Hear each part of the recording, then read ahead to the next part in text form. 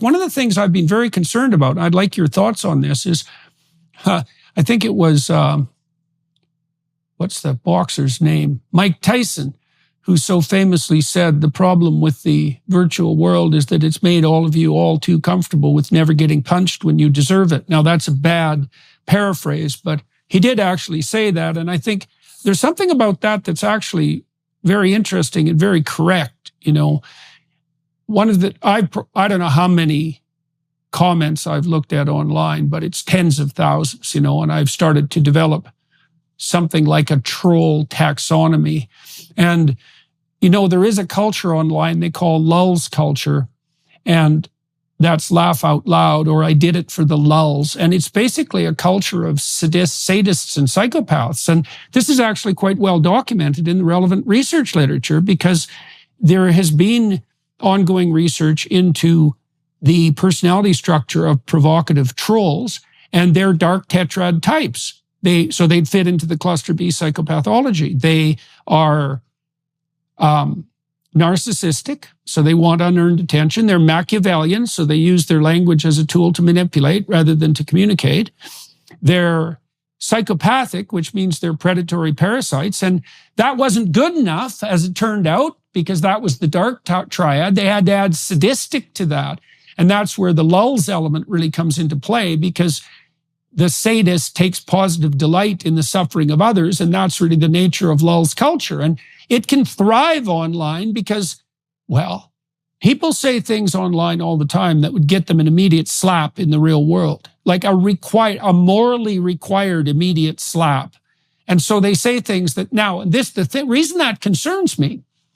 See, my sense is that we know that the base rate of psychopathy across cultures is about 4%, which isn't that high. But we also know that there were historical epochs in which the cluster B personality types probably got the upper hand.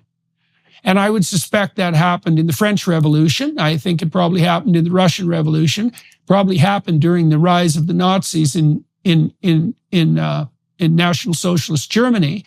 You don't need that many people to be disinhibited in their psychopathology before your culture might be in grave danger. And that's particularly true if they can organize, which they can really do online. And so I'm very concerned that the incentive structure online facilitates dark tetrad behavior. Now, there's more evidence too, right? Because here's another problem. 25% or thereabouts of online content is pornographic. So basically criminal, right? It's basically prostitution facilitated by electronic pimps. So that's not good. And then a tremendous amount of online activity is outright criminal, right? I mean, older people are just being scammed on an unbelievably constant basis. And so it might be that 50% of online activity is in the psychopathic, antisocial, and cluster B realm. It's very, very difficult to regulate.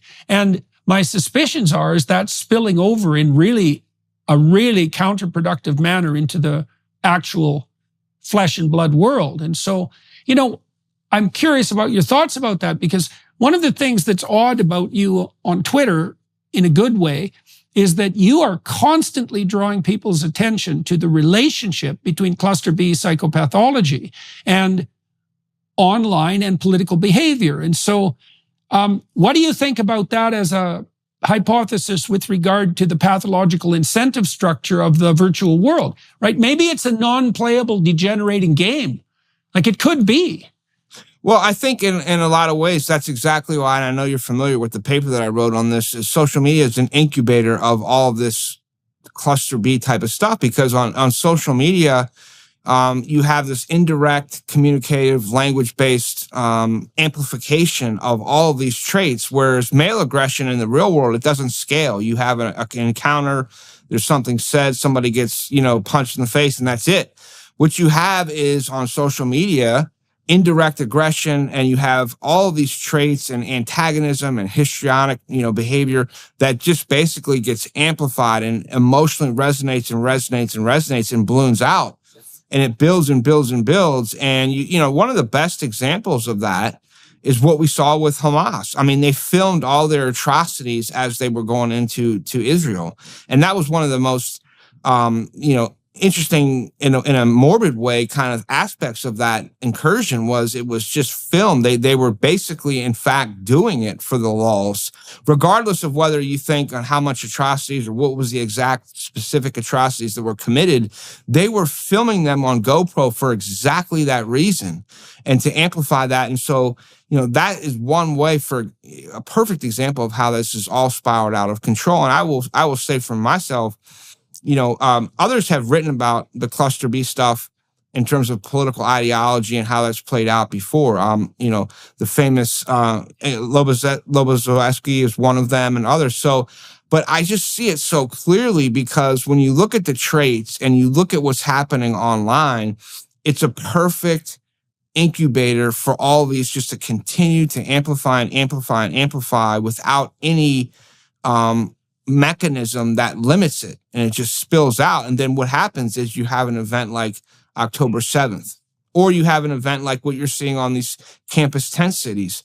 All of that's mediated and amplified online, and then it gets played out with all this petulance and romper room behavior on campuses.